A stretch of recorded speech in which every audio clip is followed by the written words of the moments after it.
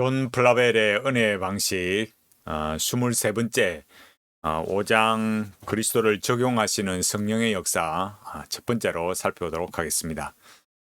플라벨의 이런 그 책들을 살펴보면 이전에 우리가 물론 뭐 전혀 몰랐다 이런 건 아니지만 신앙의 진수를 알아가는 데 있어서 체계적으로 또 내용들을 알아갈 수 있습니다. 그래서 말씀의 내용들을 하나씩 배워가는 것이 우리에게 얼마나 소중한가, 또 그런 것도 제대로 된 경건서적 하나를 읽는 것이 얼마나 중요한가, 이런 것들을 우리가 알아가게 되고요. 또 한 가지 중요한 것은 이런 경건서적들을 통해서 우리가 배워갈 때는 책을 빨리 읽는 그런 것보다는 차근차근히 이렇게 음미해 가면서 읽는 것이 중요합니다. 그래야 이 뜻을 하나씩 하나씩 제대로 알 수 있거든요. 그러니까 뭐 어떤 책처럼 빨리 읽어서 빨리 어떤 지식을 습득하는 그런 것도 필요하고 그런 것도 필요한 거 있지만, 이런 플라벨의 은혜의 방식이라는 책은 이렇게 차근차근히 읽어가면서 실제로 은혜의 방식이 우리에게 어떻게 주어지는가, 그런 내용들을 잘 알 필요가 있습니다. 5권, 그러니까 5장, 그리스도에 적용하시는 성령의 역사 5장 시작해 보도록 하겠습니다. 에베소서 2장 1절, 그는 허물과 죄로 죽었던 너희를 살리셨도다. 아멘. 제가 설교 중에나 강의 중에 자주 이 에베소서 2장 1절을 말합니다. 그 이유는 무엇이겠습니까? 그것은 바로 우리 존재에 관해서 말하기 때문입니다. 제가 이 시작부터 이 플라벨의 은혜의 방식을 시작할 때부터 계속 말했듯이 이 구원론이 존재론이다. 우리 존재에 관한 것이다. 이것을 아는 것이 너무 중요합니다. 이런 내용들을 이렇게 알지 못하니까 이 구원에 관한 설교, 또 구원에 관한 이 성경의 구절이 나올 때마다 이것이 얼마나 우리에게 소중한가를, 가치를 몰라요. 그러니까 이 구원의 역사, 이 내용들을 우리가 알아갈수록 더 풍성한 내용으로 가려면 구원론이 존재론이다. 우리 존재의 변화를 말한다. 그래야 주일마다 십자가 설교를 목회자가 할 수 있고 또 해야 되고, 성도들도 십자가 설교를 들어야 되고, 그 예수 그리스도의 십자가의 구원으로 말미암아 우리의 존재가 변화되었다. 이것이 우리에게 너무나 큰 존재적 관점을 제공하기 때문에 이 최고의 선물을 귀하게 생각해야 합니다.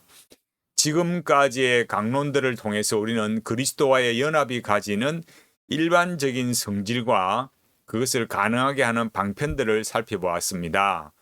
또 복음이 전해지는 외적인 방편과 성부께서 이끄심으로 말미암아 이루어지는 그리스도와의 연합의 내면적 과정도 숙고해 보았습니다. 그러니까 이게 우리의 구원론이 그 가지는 내용이 얼마나 풍성한가, 이런 것들을 사실은 지금 이 은혜의 방식이 교리를 말하거든요.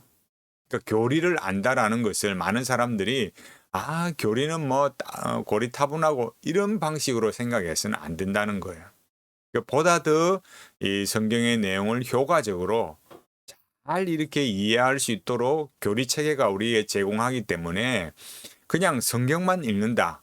물론 성경을 읽어서 또 자기가 많은 과정들을 거쳐서 한 가지를 알 수 있겠지만, 그러나 조금만 살펴보면 더 많은 연구들이 이미 이루어졌고 그런 것들을 통해서 우리에게 큰 유익을 제공하고 있기 때문에, 제공을 받을 수 있기 때문에 조금만 더 마음을 넓혀서 교리를 바라보면 더 풍성한 은혜를 누릴 수 있습니다. 여기 말했듯이 먼저 우리의 구원이, 우리 존재의 변화가 그리스도와의 연합으로 이어졌다. 우리 앞서 계속 살펴봤습니다. 그러니까 우리의 구원이 단지 어떤 저 실존주의자들처럼 또 그 비슷하게 또 실존주의에 오염이 되어서 나만이 어떤 나 홀로만의 그런 구원이 아니라 그리스도와의 연합이 된 것이다. 이거를 분명하게 알아야 된다라고 했어요.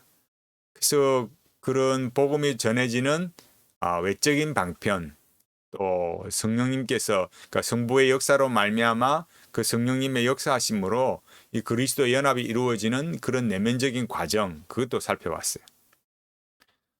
우리가 성경을 더 자세히 관찰함으로 그리스도와의 연합의 성질을 숙고해 보면 그리스도와 우리 사이에는 그 연합을 묶어주는 두 끈이 있다는 것을 발견할 수 있습니다. 그 두 끈 중 하나는 바로 성령님이십니다. 성령님은 그리스도의 편에서 우리의 영적인 생명의 끈이 되십니다. 또 하나의 끈은 우리 편에서 그리스도를 붙잡는 믿음입니다. 그래서 성경은 주 예수 그리스도와의 연합을 성령님의 역사로 표현하기도 하고 믿음으로 말미암은 것으로 표현하기도 합니다. 여기에 두 가지 큰 이런 교리적 내용들을 말해주고 있습니다. 첫 번째는 그리스도와 우리 사이의 그 연합을 이끌어주는 것은 성령님이시다. 칼빈의 기독교 강요에 보면 나오듯이 연결고리다 이거예요. 그러니까 성령님과 우리를 거듭나게 하실 때는 곧바로 성령님께서 우리를 그리스도와 연합케 하시는데 그 끈을 여기서는 묶어주는 두 끈이다. 그 중에 하나가 성령님이다. 하나님의 역사하심의 관점에서 볼 때 그렇게 말하고 또 우리 편에 있어서 우리와 그리스도를 붙잡게 하는 것은 믿음이다. 이렇게 말했어요. 그러니까 뭐 성령님 따로 믿음 따로다 이런 게 아니라 성령님께서 역사하심으로 우리 편에 우리에게 믿음을 불러일으켜서 그리스도를 붙잡게 한다. 그러니까 궁극적으로는 성령님의 역사다. 이것을 말하고 있어요. 그래서 하나님께서 전적으로 성령님의 역사로 그리스도와 우리를 연합하는데 또 그것이 믿음으로 주어지기 때문에 그러니까 성령님께서 우리를 그리스도와 연합케 할 때는 그것이 우리에게 믿음을 불러일으켜서 연합시키기 때문에 믿음으로 말미암은 것이다. 이렇게 표현한다는 겁니다. 우리는 성경이 그리스도와의 연합을 그리스도께서 우리 안에 계신 것으로 자주 묘사하고 있는 것을 발견합니다. 골로새서 1장 27절 이 비밀은 너희 안에 계신 그리스도니 곧 영광의 소망이니라. 로마서 8장 10절 또 그리스도께서 너희 안에 계시면 몸은 죄로 인하여 죽은 것이나 반대로 반대로 우리가 그리스도 안에 있는 것으로 설명하는 경우도 있습니다. 요한일서 5장 20절 또한 우리가 참된 자 곧 그의 아들 그리스도 예수 안에 있는 것이니 고린도후서 5장 17절 그런즉 누구든지 그리스도 안에 있으면 새로운 피조물이라. 아멘. 플라벨이 지금 이렇게 계속 성령님의 역사로 말미암은 그리스도와 연합을 말하지만 우리 편에서 우리가 알아야 될 건 뭐냐면 시작할 때 말했듯이 우리 존재의 변화에 대해서 말하고 있다. 이걸 명심하고 이걸 마음에 새기고 계속 이 5장을 알아가는 것이 중요합니다. 그러니까 지금 앞부분에 있어서도 그렇고 이제 계속 책 뒤로 갈수록 그렇겠지만은 이 관계 존재의 사명에 있어서 실제로 우리에게 어떻게 일어났는가를 이런 성경 구절 하나하나를 통해서 우리에게 알려주는 거죠. 그러니까 우리가 그리스도가 우리 안에 있는 것, 또 우리가 그리스도 안에 있는 경우로 이렇게 성경이 관점적인 차이로 이렇게 말하고 있어요. 어떤 저술가는 그리스도와의 연합에 대해 이 두 가지 관점에 대해 이렇게 말합니다. 그리스도께서는 성령님으로 말미암아 성도들 안에 계시고 믿는 자는 믿음으로 말미암아 그리스도 안에 있다. 그리스도께서는 내주하심을 통해서 성도들 안에 계시며 성도는 신겨짐으로 말미암아 그리스도 안에 있다. 그리스도께서는 성도 안에 계시되 머리가 몸과 함께 있는 것과 같이 계시며 성도들은 그리스도 안에 있는 지체들이 머리와 함께 있는 것과 같이 있다. 그리스도께서 성도 안에 계신 것으로 연합을 말할 때는 거룩하게 되는 것을 가리켜 말하는 것으로 이해해야 하며 성도가 그리스도 안에 있는 것으로 연합을 말할 때는 어렵다 하심을 가리키는 말로 이해해야 된다. 이렇게 말했어요. 그러니까 이게 참 여기 내용에 참 좋은 내용이에요. 너무 참 플라벨이 우리에게 좋은 것을 가르쳐 주고 있지 않습니까? 그러니까 그리스도께서는 성령님으로 말미암아 성도들 안에 계신다. 앞에 시작할 때 말했죠. 또 우리는 믿음으로 말미암아 또 그리스도 안에 우리 안에 있다. 그러니까 그리스도께서는 또 우리 안에 내주하심을 통해서 성도들 안에 거하시고 또 성도는 이 성령님께서 심겨주셨으니까 심겨짐으로 그리스도 안에 있다. 굉장히 중요한 말이죠. 접붙임되었다 이렇게 말하듯이 그리스도께서는 우리 안에 성령님의 내주하심으로 말미암아 우리 안에 거하시는 거죠. 그리스도께서 이 성도 안에 거한다는 것은 마치 머리와 지체와의 관계, 그러니까 머리와 몸과의 관계에 있는 것처럼 우리의 주가 되셔서 우리의 그 주님으로서 계시는 거고, 성도들은 또 그리스도 안에 있지만 또 지체로서 그리스도는 우리의 머리가 되시고 우리는 지체로 있다. 그 다음에 말한 내용처럼 이 연합을 말할 때 굉장히 중요한 내용을 말하는데 그리스도께서 우리 안에 계신다. 이걸 말할 때 강조점은 어디 있느냐? 성화를 말한다 이거예요. 이런 성경을 읽을 때 여기 위에 성경 구절에 말했잖아요. 여기 말했듯이 그리스도 안에 우리 안에 계신 것으로 묘사할 때 우리에게 그런 말씀들을 왜 하느냐라는 거예요. 그리스도께서 우리 안에 계신다. 이 말을 왜 하느냐 하면은 너희들은 거룩해야 돼. 라고 말할 때 그렇게 그리스도께서 우리 안에 거하신다. 이렇게 말하는 거고, 성도가 그리스도 안에 있다라고 말할 때는 우리가 어렵다함을 받았다. 그러니까 우리의 존재가 변했다. 그러니까 그리스도께서 우리 안에 거하신다라는 것을 말하는 것은 우리의 성화, 의미와 통일성의 세 관점에서는 뭐겠습니까?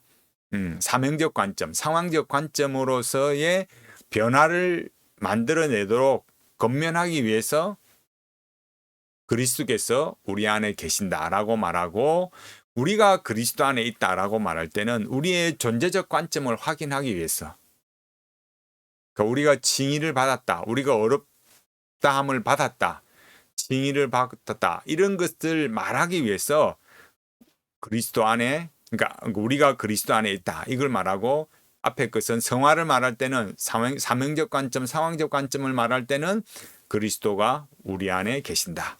이런 차이들을 아는 것이 굉장히 중요한 거다라는 거예요.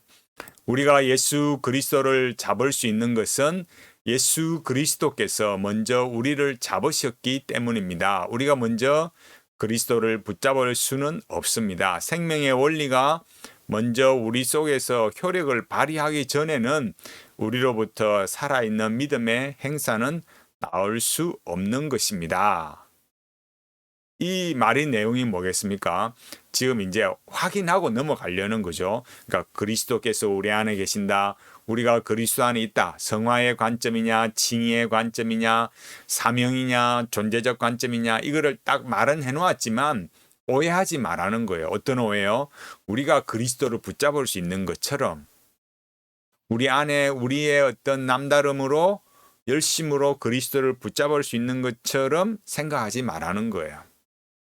그리스도와의 연합을 이루시는 성령님의 역사를 보다 자세히 살펴보겠습니다. 앞서 말했던 에베소서 2장 1절, 그는 허물과 죄로 죽었던 너희를 살리셨도다. 성령님께서는 영적 생명의 셈이십니다. 우리가 믿음의 행사를 취하기 위해서는 먼저 성령님의 역사하심을 통해 신적 생명의 원리가 우리 영혼에 주입되어야만 합니다. 따라서 그리스도와의 연합을 위해서 살리시는 성령님의 역사가 가장 먼저 우선되어야 합니다. 우리가 행하는 모든 믿음과 순종의 과정 전체가 바로 그 영적 생명의 셈에서 나는 것이기 때문입니다. 아멘. 정말 소중한 말씀이죠. 그게 뭐겠습니까? 성령님께서 우리 안에 이 생명의 원리를 주입해 주셔야 된다. 우리 영혼에. 그러니까 주입한다 이렇게 하면은 좀 우리가 이런 단어를 잘 안 쓰기 때문에 우리 영혼의 생명의 신적 생명의 원리를 주입한다 이러면 좀 요즘 사람들은 좀 왠지 좀 거부감을 가질 수 있는 거죠. 그런데 이런 걸 반드시 알아야 돼요. 이런 것들은 뭘 말하겠습니까? 앞서 말했듯이 우리가 그리스도를 붙잡는 게 아니면 뭐냐 이거예요. 우리가 그리스도를 붙잡는 것이 아니면 성령님의 역사하심으로 우리 안에 신적 생명의 원리가 주입되어야 한다라는 거예요. 왜냐? 성령님께서는 살리시는 하나님이시니까 그 살리시는 성령님께서 우리 안에 이렇게 신적 생명의 원리를 주입해 주셔야 된다라는 거예요. 그러니까 그렇게 되어야 믿음이 일어나고 순종이 일어난다라는 겁니다. 장키 보디우스와 같은 사람은 이 살리심을 우리의 생명으로, 우리의 영생으로 즉시 해석합니다. 영생으로 성령님의 살리심의 역사 자체를 영원한 죽음에 대한 불식으로 보는 것입니다. 물론 포괄적인 차원에서 그러한 이해가 바르지 않다고 볼 수는 없습니다. 하지만 이 본문에서 표현되어 있는 성령님의 살리심을 죄와 허물로 죽어있던 우리의 영혼이 신비로운 방식 안에서 하나님을 위한 삶을 영위하도록 하시는 역사로 보는 것이 보다 옳을 것입니다. 이렇게 말했어요. 그러니까 살리심은 죄와 허물과 죄로 죽었던, 죄와 허물로 죽어있던 우리를 하나님의 그 새로운 방식으로 삶을 살아가도록 변화시키는 역사다. 그러니까 우리에게 영생을 주셨다라는 것은 물론 그 영원한 생명으로 그러니까 영원한 죽음을 불식시키고 영원한 생명으로 옮기신 것인데 이 장키 보디우스가 말한 것처럼 살리심이 영생이다. 물론 그 말, 그러니까 이 존 플라벨의 말은 물론 그 말도 맞다. 그렇지만 더 큰 의미는 뭐냐라고 할 때 우리가 그냥 단순히 그냥 영원한 생명으로 옮겼다라는 그것만이 아니고 하나님을 위한 삶을 살아가도록 그렇게 역사하신 것이다. 그러니까 존재적 변화만이 아니고 삶을 살아내도록 변화시킨 그 존재의 변화가 그 사명적 변화로 일어나도록 하시는 그런 역사다. 이렇게 좀 더 풍성하게 말해 주었던 겁니다. 본문은 허물과 죄로 죽어 있던 너희라는 말로 우리가 처한 상태를 말하고 있습니다. 존재적 관점이다. 계속 그렇게 말했습니다. 본성적으로 생명에 속한 어떠한 기능이나 역할도 감당할 수 없을 정도로 무능력할 뿐만 아니라 영적인 모든 것을 완전히 거부하고 있었다는 사실을 말해주고 있는 것입니다. 우리는 정죄의 관점에서 완전히 죽어 있던 자들입니다. 우리 모두가 율법의 저주 아래 있었던 것입니다. 영적 생명의 차원에서도 마찬가지입니다. 우리 모두는 어렵다 하심을 받거나 거룩하게 되는 일들로부터 동떨어진 자리에 있던 자들인 것입니다. 그러니까 허물과 죄로 죽어 있던 너희라는 말이 실제로 뭘 뜻하느냐 이거죠. 그것은 우리가 본성적으로 생명에 속한 그런 기능이나 역할이 완전히 무능력하게 되었다. 어떤 역할도 감당할 수 없다. 그래서 우리가 영적인 것이라고는 우리 안에는 어떤 것도 만들어질 수 없고 활동도 없고 거부되어 있다. 거부하고 있다라는 거예요. 그래서 우리는 그 율법의 정죄 아래에서 볼 때는 완전히 죽어 있는 거죠. 그래서 우리가 율법의 저주 아래 있다. 이렇게 말했어요. 그래서 영적인 생명에 있어서도 우리가 결국 어렵다함을 받아야 되는데 그 어렵게 되고 거룩하게 되는 일에 완전히 하나님으로부터 멀어져 있었다. 영적으로는 완전히 죽어 있던 자다. 이런 걸 말한다는 거예요. 사도는 영혼을 죽이는 치명적 원인을 허물과 죄로 지적하고 있습니다. 죄와 허물을 하나님으로부터의 단절의 결정적 원인으로 강조하고 있는 것입니다. 어떤 사람들은 죄와 허물을 따로 구분지어 말합니다. 죄는 원죄로, 허물은 실제로 범해지는 죄악들로 이해하는 것입니다. 하지만 사도는 죄와 허물을 구분하고 있지 않습니다. 두 가지 모두가 영적 죽음과 멸망의 근거임을 말하고 있는 것입니다. 그렇습니다. 우리 모두는 죄 가운데 죽어 있는 자들이었습니다. 그리스도와 연합을 위해 한 발자국도 움직일 수 없는 자들이었습니다. 그런 우리를 살리시기 위해서 성령님께서 일하기 시작하신 것입니다. 그러니까 이게 죄는 원죄로, 허물은 죄악들, 그러니까 원죄에서 나오는 그런 죄악들로 이렇게 말하지만 사도는 그런 이 죄와 허물을 따로 구분해서 말하고 있지 않다라는 거예요. 그러니까 두 가지가 다 영적인 죽음의 멸망의 그런 근거다 이렇게 말하고 있습니다. 하나님의 성령 하나님은 그저 관념적으로 존재하는 분이 아니십니다. 그리스도와의 연합을 이끄시기 위해 우리 영혼의 생명의 효력을 불어넣어 주시는 능력을 실제로 행사하시는 분이십니다. 카메론은 이 점에 대해 매우 바른 이해를 가지고 있었습니다. 그리스도와의 연합은 그리스도와 성도를 하나로 이어주는 성령의 역사가 전제되어야 한다. 그 연합은 공식적으로 두 인격이 하나로 결합하는 것을 의미한다. 우리가 가지는 믿음은 그리스도와 우리를 더욱 친밀하게 이어주는 끈임에는 분명하지만 생명의 원리를 전달하시는 성령님의 역사 없이 생명의 속한 행사인 믿음을 가진다는 것은 사실상 불가능하다. 카메로가 이렇게 말했어요.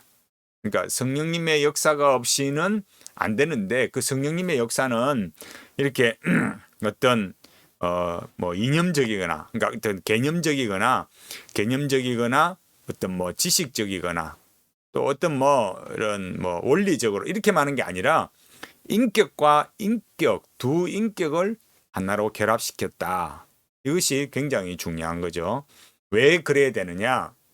이게 생명의 역사로 나타나야 되니까. 아까 앞서 뭐라 했습니까? 앞서 말할 때 그리스도께서 우리 안에 계신다고 할 때는 우리 삶을 성화로 거룩한 삶으로 나타나도록 하기 위해서 그렇게 표현했고 우리가 그리스도 안에 있다라고 말할 때는 우리가 그리스도로부터의 칭의를 받았다. 이걸 말하기 위함이라 했잖아요. 그리고 우리가 살아가는 삶에 있어서 그 인격과 인격이 그렇게 결합이 됨으로 말미암아 그런 존재의 변화만이 아니라 삶의 변화로 그게 인격의 역사, 생명의 역사 이런 게 나타나기 위해서는 지금 여기 말했듯이 인격과 인격이 하나로 결합된 거다. 이렇게 말하는 게 중요한 거죠. 생명을 위한 믿음의 행사는 영혼을 살리시는 성령님의 역사로부터 비롯됩니다. 여기 이제 우리가 중요한 걸 뭘 알겠습니까? 앞에 말했던 것처럼 우리의 이 삶의 내용에 있어서 이런 하나님의 그런 이 역사하심이 성령님께서 그리스도와 연합하게 하고 우리에게 나타나는 이런 내용들이 인격적인 그 생명의 역사로 그러니까 우리의 존재의 변화가 그 인격적인 변화 이런 걸로 계속 이런 방향성이 나타나는 것을 알 수 있어요. 사도 역시 로마서에서 이 점을 분명히 지적하며 그리스도 안에 있는 자들이 누리게 되는 복된 은혜가 어떠한 과정을 통해 주어지는지를 설명하고 있습니다. 로마서 8장 1절 2절 그러므로 이제 그리스도 예수 안에 있는 자에게는 결코 정죄함이 없나니 이는 그리스도 예수 안에 있는 생명의 성령의 법이 죄와 사망의 법에서 너를 해방하였습니다. 아멘. 그러니까 하나님께서 우리에게 이 존재의 변화를 주시고 또 인격의 변화, 이 성화의 관점에서 인격의 변화를 이끌어내신다. 이런 내용들을 우리가 아는 것이 굉장히 중요한 내용으로 말하고 있다라는 거예요. 그래서 그리스도와의 연합의 내용이 우리 존재의 변화를 말하지만 계속해서 우리 삶의 그 생명, 인격 이런 것들을 강조하고 있다. 그러니까 막 교리를 배울 때 교리를 배울 때 막 사람들이 막 이 마음이 뭐랄까요? 막 마치 누가 말한 것처럼 막 따지기 좋아하고 막 이 어떤 거에 안 맞으면은 뭐 어떤 교리에 안 맞으면은 서로 싸우고 막 이러는 게 아니라 이 지금 존 플라벨이 말해주는 내용들을 이렇게 막 그냥 이거는 맞느냐 안 맞느냐 뭐 얼마나 교리를 많이 아느냐 이렇게 교리를 배우면 안 되고 이렇게 생명의 변화, 인격의 변화 그 일을 위해서 그리스도께서 어떻게 우리에게 은혜를 베푸시고 성령님께서 역사하시는가 이런 걸 배워야 되는 거죠. 안 그러면 자꾸 이 교리를 배운다는 걸 오해해서 이게 사람이 따뜻하지 않는 거예요. 교회 안에서 좀 이 개혁 교회 안에서 이런 것들이 좀 바뀌어져야 돼요.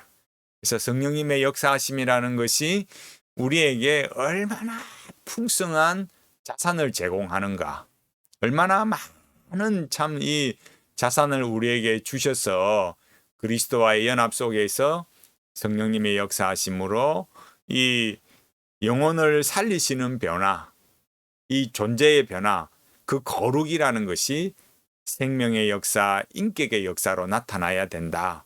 이런 것들을 좀 우리가 누리고 살아야 돼요. 그래서 믿음 안에 살아가는 우리의 삶들이 이렇게 말씀을 알아가고 교리를 알아감으로써 더 많은 삶의 풍성함이 나타나서 참 말씀의 은혜를 아는 자로서의 부요함이 이런 것이구나. 이런 것들을 누려가는 우리 모두가 되기를 바라겠습니다.